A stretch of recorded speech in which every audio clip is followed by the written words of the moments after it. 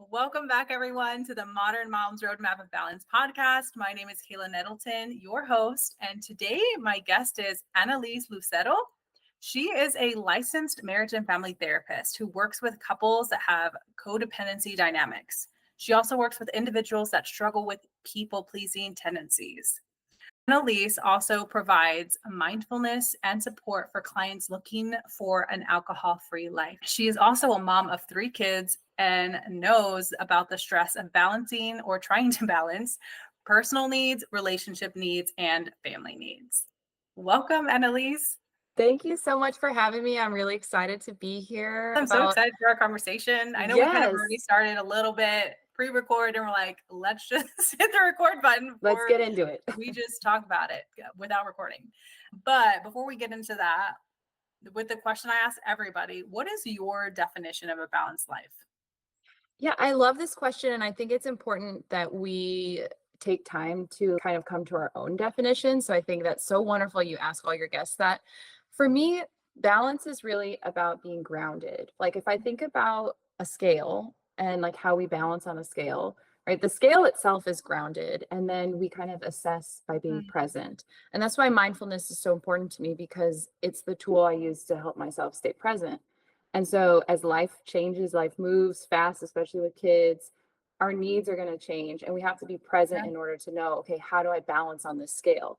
Because some mornings I wake up and I'm like, oh, I just need a cup of coffee. Other mornings I wake up and I'm like, I need 3 shots of espresso. But like, I have to be present in the moment. I have to be present with myself and kind of have that sense of groundedness in order to be able to balance that scale and know what I need in the moment. No, absolutely. I really like that you're saying being aware and recognizing what that balance is for you and how do you want it to be.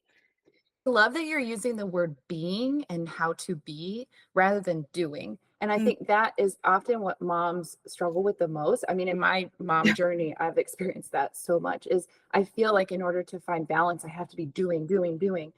And it's more so about the being in the moment, being with myself, being present, being with my kids, right? Rather than doing things for my kids, being with my kids. So yeah, I love the difference between being and doing. Oh yeah. Well, what I've been finding out in my own journey in motherhood is when people are talking about balance for moms, it's usually like balance these things so that you can then do more stuff and balance more stuff. It's not necessarily like, okay, find balance so that you feel good in your body and you feel good as a mom or a woman with your family. It's balance the stuff so that you can do more stuff. And so that's kind of where I'm thinking it's more about the being. No one is teaching us how to just be. Everyone is trying to tell us how to keep doing. Oh, that's so true. Oh, that's so, so true. Oh, and it's even like it's bringing things up for me as I'm thinking about just even the day I'm going to have today. Like, oh, okay, I've got to make sure I get all these things right so that I can do all these other things that I need to be doing. One thing that we did in my family, probably sometime in the last year, was we started scheduling in our schedule time to rest. Because I have 3 kids. They're 8, 10, and 13, all boys, all very active. We do travel soccer. So lots of weekends we're gone traveling. And my husband and I said, we need to schedule weekends or days in the week where we do nothing. And the boys and us have the freedom to say, today's not a day to clean. It's not a day to organize. It's not a day to show up for anybody else. Everybody gets to just do whatever they want. And that has been so special for our family. I think it's really helped us even just to know we have that day to hold on to. Like, oh yeah, but I can rest. I've got that day coming. Yeah. Oh, that's so nice. So does it work that if your boys don't want that rest day, they still get to choose if they really wanted to go to a friend's house? Or is that a mandatory rest day? Okay. Yeah. It's sort of like teaching them to be aware of like what they need and helping them to ask those questions of, what do I need today? I need more social time. I mean, all 3 of my kids are really social extroverts, which for me is challenging because I'm like, oh, I don't really want to do play dates. As they've gotten older, it's better because, we can do hangouts and just drop them off. Or if we're open and willing, my husband and I have pretty firm boundaries on like no Saturdays or Sundays, but Friday nights, yeah, we're the place to hang out, you know? Okay. So Yeah. it's like kind of just figuring out what works for your family and doing that. No, but I love that you brought this up because we do that, but not thoughtfully. Usually Sundays are kind of a rest day, but we'll Mhm. use the language after Saturday has been crazy and not Mhm. it's not like an intentional thing. But my son, who's 9, I have 2 sons. My oldest son, he's starting to catch on, and so he started using the language too, and he started asking like, "Hey mom, is it okay today's just a rest day?" And so I started noticing that, and just hearing you, I'm like, I want to be more thoughtful about it. You're highlighting the importance of language. And I feel Oh like yeah. as therapists, we know that because, we are so mindful and aware of the words we choose to use with clients.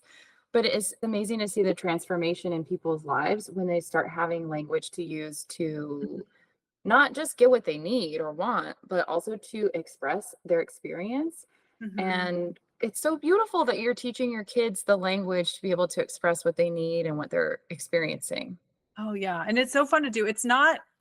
It didn't come naturally. Like, yes, I'm a therapist and I work with clients and I help them figure this out. But in my personal life, it's not Mhm. as easy. That also helps me understand my client's perspective in their own struggle with doing this. Mhm, mhm. One of my favorite, like, therapy things to use, like, when I self-disclose, I love saying it because it just gives me a little bit of a smile, but I'm like, "I'm a therapist. I went to school. I trained. I've done hours. Yeah. I see clients every day, and it's hard for me. So, like, give yourself a break. Don't Mhm. expect perfection because even with all the skills and the tools and the support, doing these things is so hard." Oh, yeah. So, yeah, I love saying that to clients because it's like, "Let's just be humans together."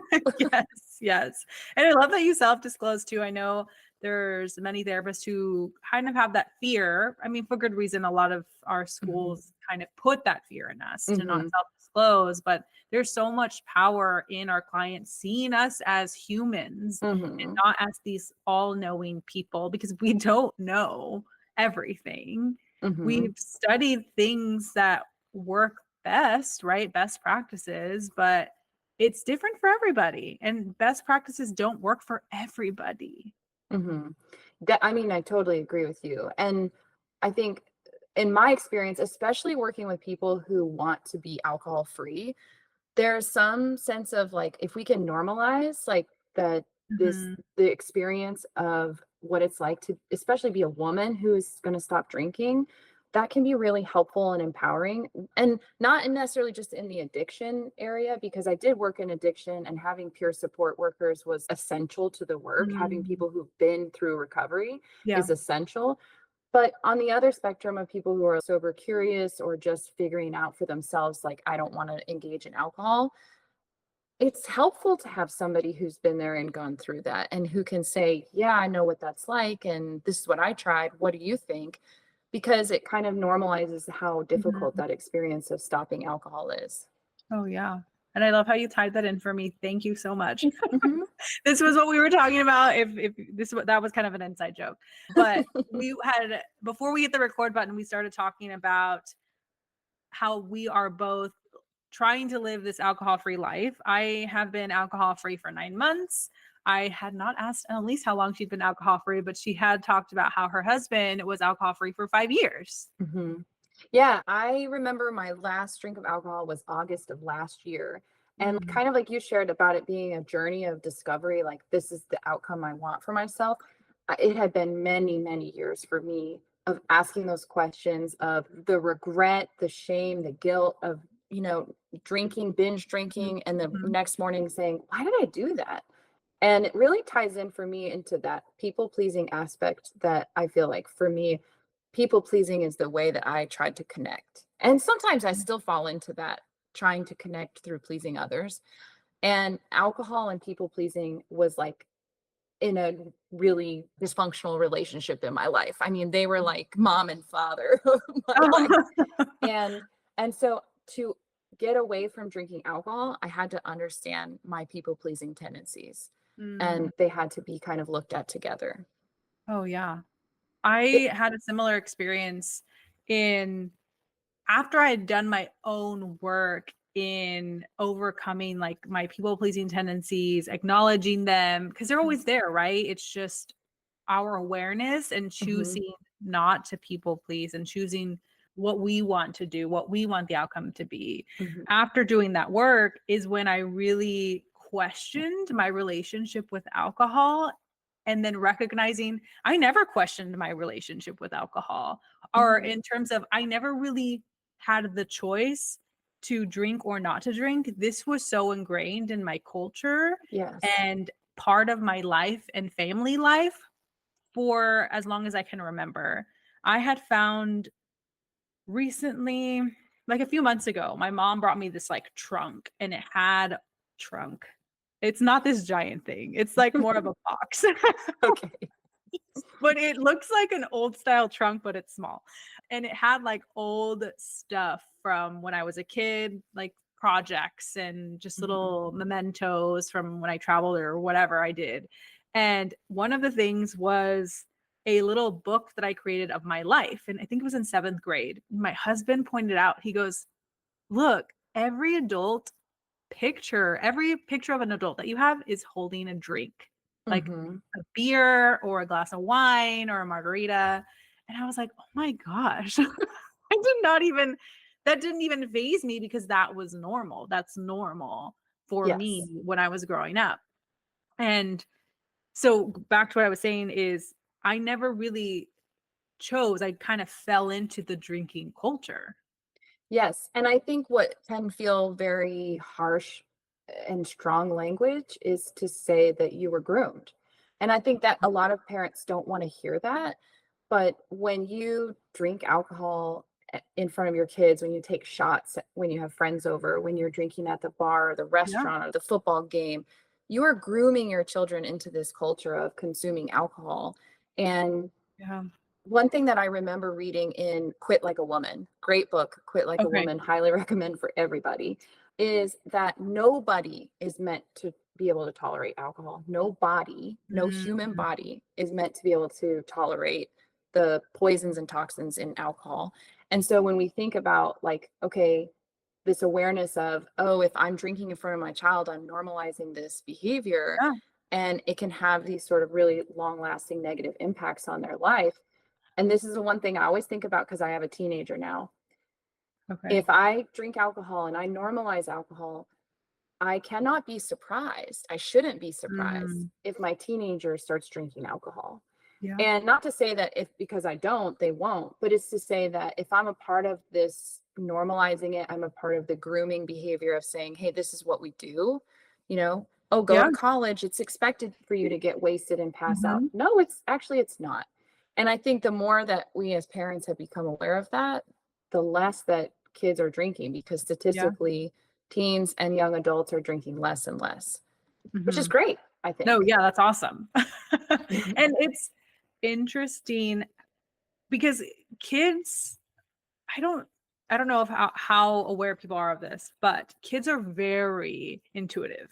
They're very self-aware, and they're Yes. usually kind of pushed, like all of that intuition is kind of taught out of them or pushed away from them by their parents, us, right? Unintentionally, sometimes intentionally, but they're so self-aware, they're so intuitive, they're very aware of everything around them. My son made a comment after I was not drinking anymore, and he was like, "Oh, that's awesome, mommy. Like you're not drinking anymore?" And so every time I was drinking something in a social setting, he was like, "Are you drinking, mommy? Or what do you have?" It's like, "Nope, it's Mhm. like a seltzer or it's water or it's a Mhm. alcohol-free beer or something, because I like the taste of beer. And so I still get to enjoy that, but I don't need the alcohol to enjoy the beer. Right. But back to my point, my son noticed Yeah. my relationship with alcohol that I hadn't quite said out loud or come to terms with for myself. And he's 9 now, but he was 6, 7, 8 when he was like making these realizations for himself.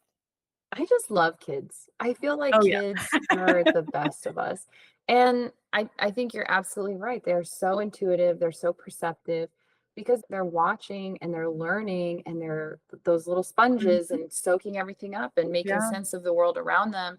And when we are doing things that impact them, that are in front of them, that they get to witness, it creates the structure of how they kind of make sense of that world. And so, it's so beautiful that your child could ask you those questions and talk to you about that and be received. Mhm. And I wish that for every family, to have kids who are curious, have space to ask questions. Because I was a curious kid and I didn't have that space. And so it took me a Mm. long time to figure out the world around me. Yeah. And I allowed him to ask that question. I didn't Yeah. shut it down because there could have been a lot of shame around that. Yeah.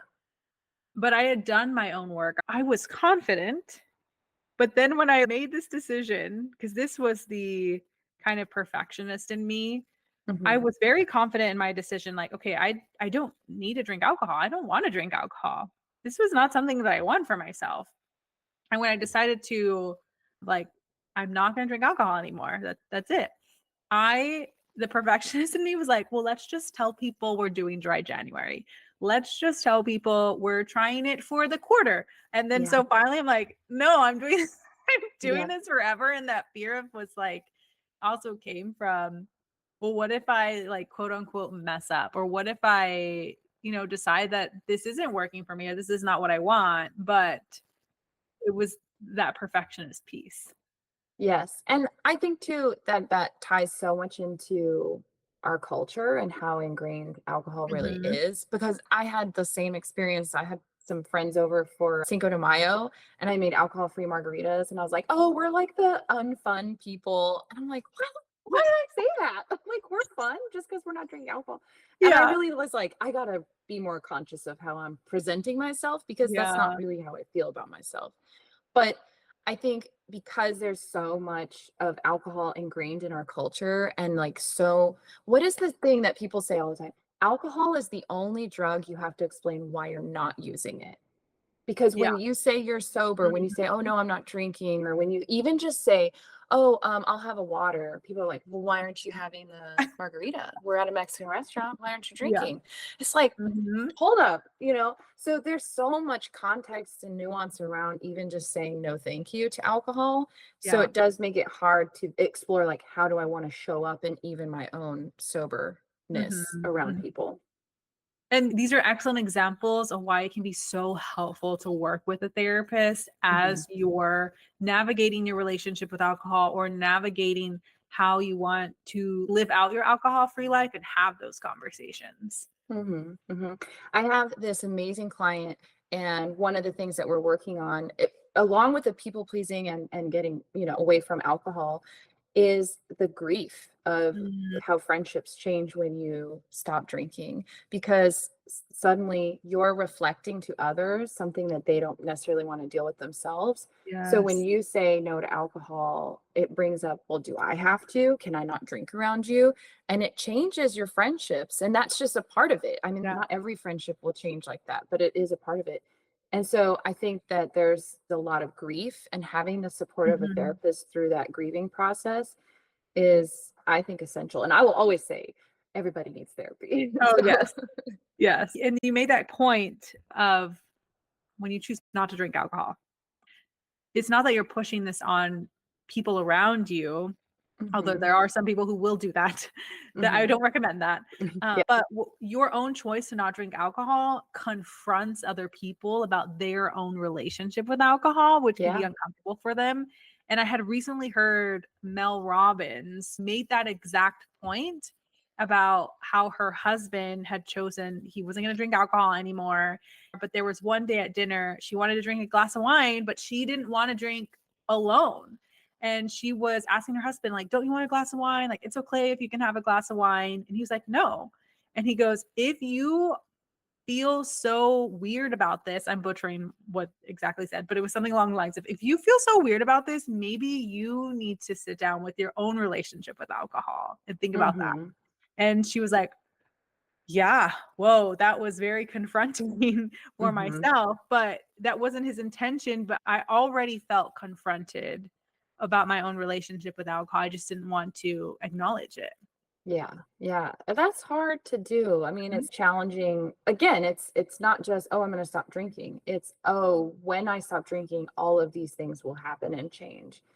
And I think that from my experience and just knowing and understanding family dynamics, that pull to get back into the dysfunction to normalize for Mhm. everybody else, like that's really heavy and that's hard.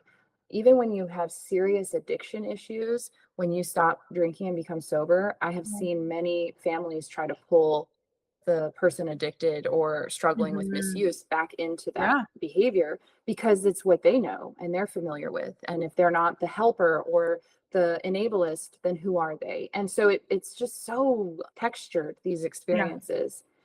And that's something that I think has become more normalized in, at least in my circles of culture around like mental health and therapists, is Mhm. we're starting to give people language to talk about being sober, but also how to engage with people who are not drinking, right? We're normalizing that it's not okay to ask people why they're not drinking. Everyone has Oh, yeah. reasons and it's not just because of addiction. And so Mhm. we don't need to assume someone's addicted and therefore they're not drinking. But yeah, I think the more that we do talk about it, the better it will be for people to start having a look at that relationship for themselves. Yeah. Oh, yeah. And being able to choose the language that you wanna use. Yeah. So I won't say that I'm sober. That's my own stuff, right? Like, I don't want people to think I have a problem. Not that there's anything wrong with that, but that's not my story. So I Hmm. do intentionally use alcohol free. Yeah. I Yeah. like alcohol free as well. I interchange though. I'm like, I'll Yeah. just whatever, whatever word's going on, I'll use that Oh, word. yeah. But I do prefer alcohol free as well because I feel like Yeah. that does reflect most Mhm. accurately my life. I'm alcohol free. Yeah, yeah. And sober does not naturally like come out of my mouth. Or I would just like, oh no, I don't drink alcohol or I'm alcohol free. Even alcohol Hmm. free, now that I'm thinking about it. That sounds funny to me.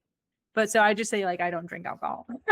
Hmm. Hmm. And Yeah. I've been lucky in terms that like no one has tried to pressure me, but that just might be my personality where the Hmm. people in my life know that when I make a decision, I'm sticking with it and there's no changing my mind. Hmm. And the people that I'm close to know that. So no one, and I really only hang out with people I'm close to. So maybe that's why I haven't had this pressure. Like no one's been like, oh, come on, just one. But I know that's a real thing. Hmm. That's what I Yeah. was afraid of. That's part of the reason why I was saying, oh, like just I'm just trying dry January, or I'm just trying this for, a quarter, see how long it can go. No, this is my life now. I don't drink alcohol. I'm curious because this is something I've been thinking about. Like when your kids get old enough to experiment or explore alcohol, Mhm. how do you think you're going to navigate that? Because that's something that I've been thinking about just as I reflect on my kids getting older, because it's happening so fast. Oh yeah. I'm I like, how will I deal with that part of all of Okay. that? It makes me think about my own experience with drinking alcohol in the beginning. Hmm. When you drank alcohol in the beginning, did you like it or did you force yourself to like it? How old were you when you had your first drink? Or I would like taste? um I was probably 13 or 14 Hmm. when I had my I think. Yeah. Yeah. I was 11. Okay. And I remember this is a problem my family always tells me, "You remember everything." And it's like, I'm not one of those people that has like a photographic memory, but I do have vivid memories. Yeah. And I was at a friend's house and we mixed vodka with orange juice. And it was almost like we acted out what it was like to drink Mhm. because we had Okay. been modeled, I mean, I grew Yeah. up around alcohol all the time.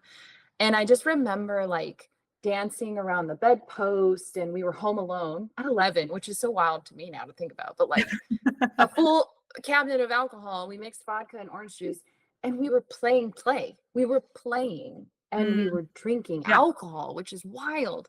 And I don't think we like had so much where I got sick or anything. It was just like we just wanted to play, pretend. Mhm. And I think that was how my experience with alcohol was for the rest of my time drinking. Was all of Mm, it was about pretending and playing and Mm, putting on, and it was just almost like a prop in my life. Like, oh, this is I remember it was when I lived in New York, it was the same with cigarettes. Like it was a prop. It's like, okay. oh, I'm just acting out this person. I'm cool, I'm fun, I've got the vibe going. And I think that was how alcohol was modeled for me, was just it's like a part of the scenery, it's a Mhm, part of the set. And I grew up in theater, mhm. so I think that's part of my own narrative too. But yeah, I think that was my first experience with alcohol was Okay. play and Yeah. pretend. Have you thought about how you're gonna have the conversation with your kids? I tend to come off really judgmental, so I'm, like, struggling because 'cause I'm like, I got Oh, time." okay. My oldest is 13. I mean, we definitely talk about drinking and alcohol and vaping and all that stuff, and my father-in-law is in AA, and so when he Okay. visits, he's like, "I gotta go to my meeting." So it's a Mm, normalized okay. conversation in our family. It's not something taboo, of course, but when they wanna try it, when they're offered it and they have their first experience, I really wanna come from a place of curiosity, because that's how I've approached other things in parenting, but I'm afraid. I'm scared that I'm gonna be judgmental and push them away, so that's probably my own stuff coming up Yeah. I gotta deal with, but yeah, Uh-huh. I have a Oh, lot of yeah. fear around how I'm gonna be. Okay. Yeah, for me, it's more of I'm gonna be honest with them that this Mhm, is a choice that they get to make, but then this is when they're adults, they'll get to make this choice. But because my husband still drinks alcohol, mhm, that's the other thing too. But giving them the knowledge about what alcohol really is. Like, yes, it can make you feel like things are great, but it can also make you feel horrible.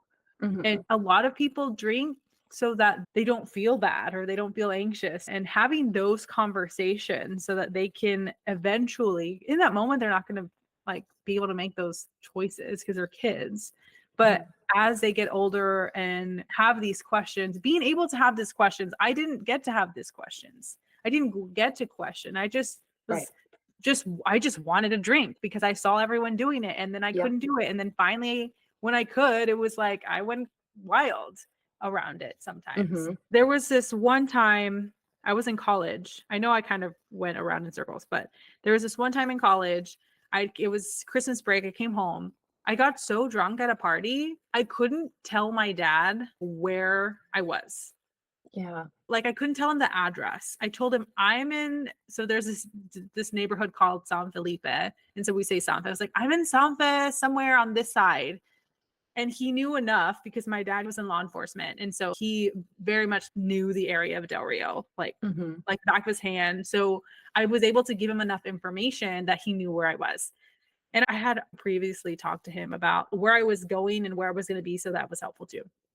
But if I hadn't already done that, they maybe would not have found where I was. mhm, And I would have had to stay the night wherever I was. Because I didn't drive to that party. I went with a friend. Luckily, I didn't drive to that party because I probably would have tried to drive home. So that was in college. And so that's where I'm saying, like, I didn't, I never got to question. This was just a part of life. I was excited for it. I didn't get in trouble after that. Like, I don't have a memory of getting in trouble. It was more of not that you need to get in trouble, but it was just like, you need to be careful. But it mhm. was kind of like easily waved off. Yes, I have many memories of that for myself, but more memories witnessing my siblings kind of Mm, like this, oh, you're just learning how to tolerate alcohol. This is a part of the mhm. process. Like you have to go through this kind of initiation in college or being, young, and then you mature and learn how to handle your liquor. It's like, oh God, the gauntlet of like torturing your own body just to what? Continue torturing your own body. Yeah. It's yeah, I think it is such a normal part of like, oh, we all went through that. We all learned how to Mhm. handle ourselves. It's just a part of life. Oh, yeah. Yeah. And for me in college, drinking alcohol was definitely about fitting in. Like, Mhm, I felt like I had to drink alcohol in order to fit in with this crowd, in order to make friends, have a boyfriend, or whatever. I had to drink alcohol. And there was no like if, ands, or buts about it. mhm, Yeah. And so that's why I say it's been this like long journey, probably like 10 years of me slowly starting to question because there was these two girls in my sorority that I was close to and they didn't drink alcohol. And I was Hmm. like, huh, that's interesting. But I didn't think about it enough. But I remember thinking that, like, huh, and they're still cool. They still have Right. friends and they have boyfriends. Like, why is it so attached? Why do I need to drink alcohol? But it didn't really go any further than that, other than like I Hmm. noticed. And so that's why I say it's kind of been like a 10-year journey for me in Yeah. my decision to my own recognition, like, oh, I don't need this. I am confident in who I am. Yes, it's sometimes uncomfortable to go to social settings and not have that drink that I used to have to like calm down, but I feel more myself. I actually feel like I can engage with people a lot better because Hmm. it's me. I'm fully showing up as myself. But that is not easy and it can be No. scary. I think what was so interesting to me in learning about alcohol addiction, substance misuse, was that 2/3 of people who identify as having a problem, they get sober or they stop using on their own. I mean, Mm, completely on their own. And I'm like, that's a really high number, two that thirds of is. people. And it's because I think, in my experience, people develop personal power. And so Mm, when parents ask me, how do I keep my child from using or getting addicted or turning to alcohol to cope? If you want your child to be healthy and avoid those kind of risky behaviors, you need to help them develop a sense of personal power, which means that they believe they have influence over their own life. And you do that by some of the examples you've given in your own family, by making space for kids to ask questions, to have a voice, by allowing children to choose, and also you showing curiosity in what their decisions mhm, are, and many other ways. But I think that that's kind of the biggest thing. And many adult women I know who have made the choice to not drink or to be mhm. sober, alcohol free, it is because they have had this sense of personal power that's developed. They're coming off of a divorce or an affair, or maybe they changed jobs or they've gone back to school, but something in their life, even especially having kids, that Yeah. stage after they're toddlers when they go back to school, suddenly you're faced with this question of, well, what do I want to do with my life now? Mhm. And that moment becomes a huge moment of personal power. And when you can nurture that, whether it's in your social Yeah. group or with your therapist or your partner, I feel like that's often when I see most of my clients turning away from alcohol and finding other ways of really showing who they are, and experiencing, kind of to tie it back into what we talked about in the beginning, the balance, right? Yeah. Because alcohol takes you away from that groundedness and from being Mhm. present. Yeah. And so, in the search for the balance and the search for feeling present, alcohol can't really be invited into that, in my Yeah. opinion. No, I love that. And I love that you say alcohol can't be invited because we're choosing to invite alcohol or not. Yeah, Yeah. absolutely. Well, Annalise, thank you so much for joining us today. I've absolutely loved this conversation that we have, and I know it's going to be a really good episode. But if people are wanting, I know because I follow you on Instagram, and but I know you have this beautiful retreat that you created that is for couples that they can do on their own. I would love for you to talk a little bit about that really quick. And then also, if people are wanting to work with you or wanting to get into your circle, how do they find you? Yes. Yeah. Thank you so much, because I worked so hard on this retreat and I love it so much. So I created the ultimate staycation retreat guide because I'm a mom of three. My husband's in the military. Mm, We are away from our support system. I mean, we really don't have a support system. So I know that it's not easy to spend thousands of dollars to go to a retreat site and spend 5 days away from your kids. So I created this retreat guide that can be used for couples anywhere at any time.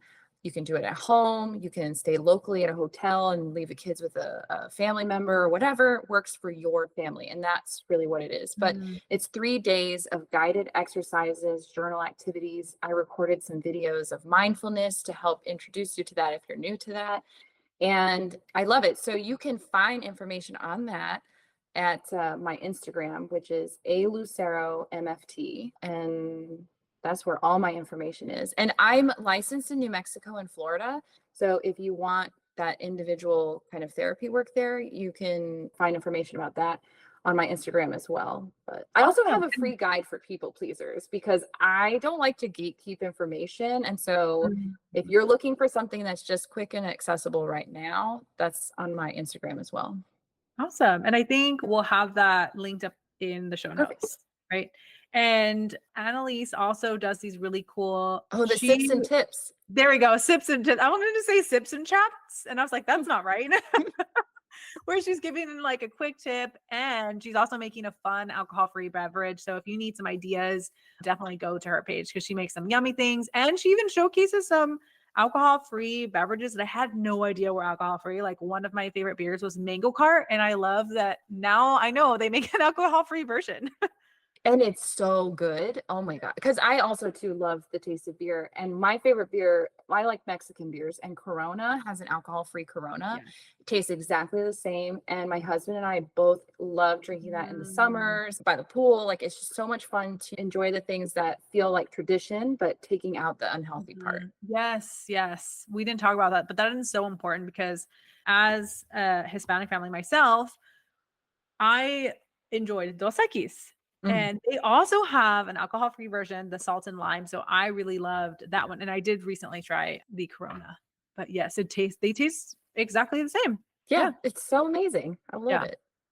Well, thank you again for having me. I'm really grateful to be here and to Yes, share my story and my information with your audience. So thanks for having me. absolutely. Yes, absolutely. And I hope you have a great rest of your week. Yeah, you too.